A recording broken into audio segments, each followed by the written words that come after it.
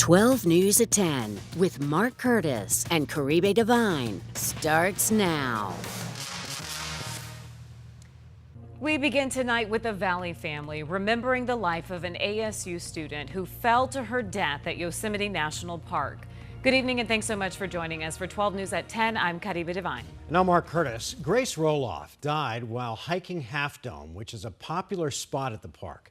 Her family says she died doing what she loved. Tonight, 12 News journalist Sean Rice has more on how her family is remembering her. Such a terrible tragedy, Sean. Yeah, it really is. I really feel for these family members, guys. Grace Roloff's father tells me there are quite a few adjectives to describe his daughter, but at the very top of that list is adventurous. That's what she and her father were doing when an unexpected storm developed right above them as they were rappelling down from Half Dome at Yosemite National Park.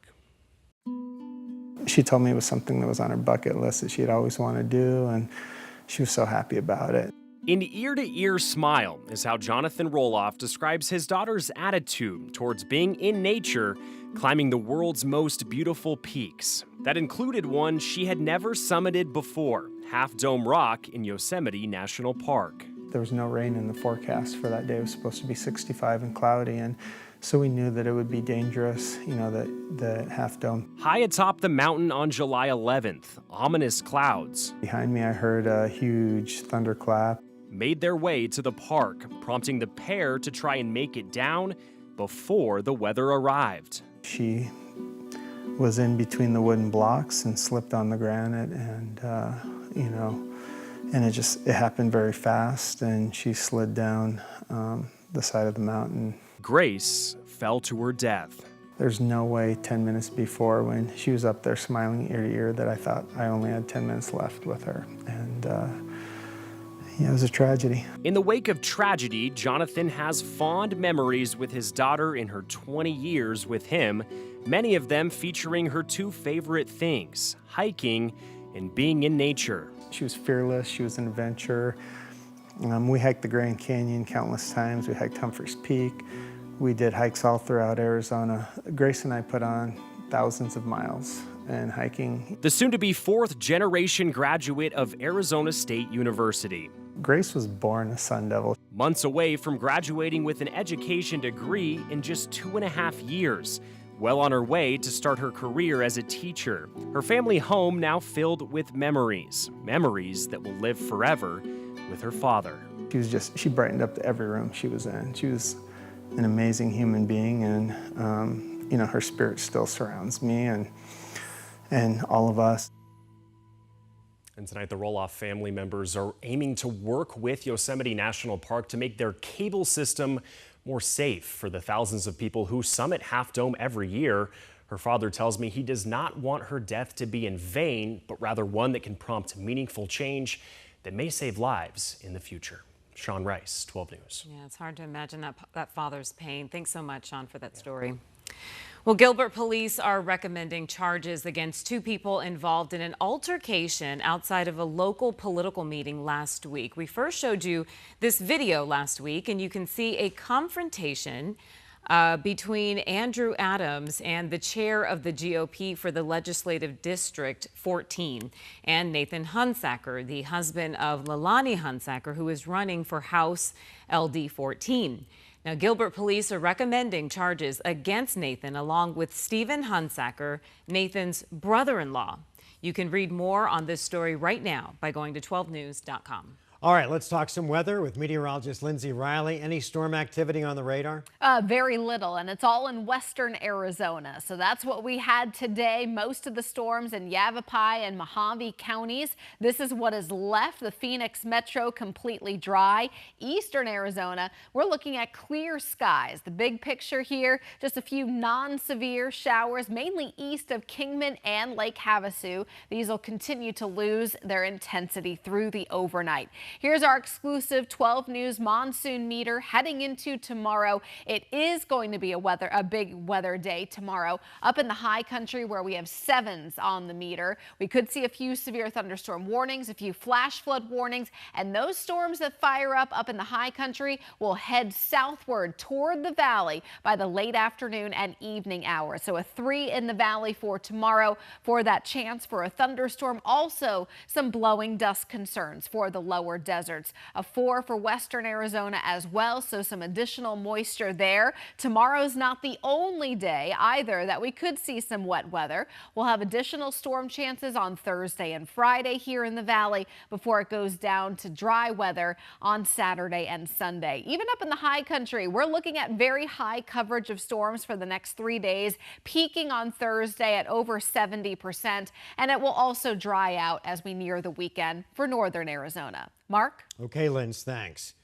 A sobering reminder tonight that we live in one of the hottest parts of the country. Over 600 people have died from heat-related issues last year in Maricopa County, and the latest numbers show that 2024 is on pace to shatter that number. The county releases updated numbers to its heat dashboard every week. The latest show that there have already been 27 confirmed heat-related deaths this year.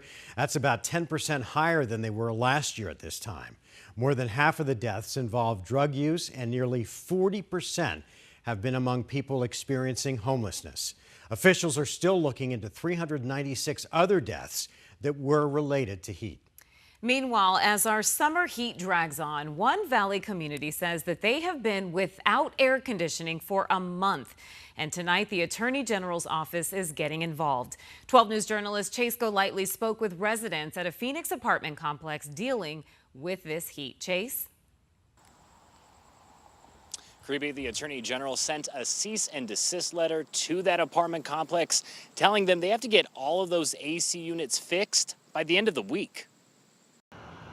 The Buenas on 32nd apartment complex has a lot of problems. Mailboxes appear to be ripped open, apartments with heavy flood damage, some still leaking. But the biggest issue these residents face is having no air conditioning. That's a major problem for everybody. Michael Channel Sr. is one of hundreds in this position. It's very hot. He said it felt like he was walking into a sauna every time he came home. When I say super hot, you're gonna sweat.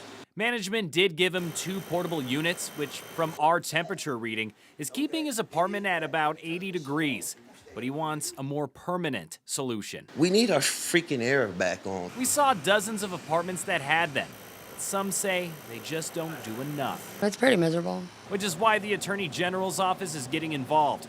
Chris May's filing this cease and desist letter against the apartment's parent company for violating several state laws, saying the complex has until this Friday to get the problem fixed. Thank God that the Attorney General stepped in. We reached out to the management company for comment, but we didn't get an answer. Still, this is a problem that happens all over the valley. So we reached out to Stephanie Nader with the Phoenix Landlord Tenant Program that helps tenants who find themselves in this situation. You're going to notify your landlord in writing. That's a 24-hour essential service notice. AC units for renters can't get above 82 degrees. If they do, the landlord has 24 hours to make accommodations, like provide portable units, which is what we saw, but she says they only have to provide one, and it doesn't have to cool down the whole apartment. It's rough, right? You're going to need to take that unit with you, when you're sleeping. Nader also says if tenants decide to go to a hotel, they can get partial reimbursement, but makes it clear you still need to pay your rent,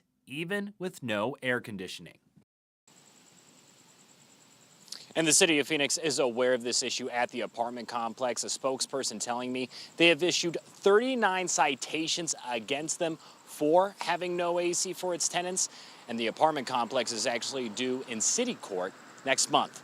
We're live in Phoenix tonight. Chase Golightly, 12 News. All right, Chase, thanks. Tonight, President Biden is back in Washington after self-isolating last week in Delaware as he recovered from COVID. This is the president's first public appearance since exiting the presidential race on Sunday. Tomorrow night at 5 o'clock, he'll address the nation to talk about his decision to drop out.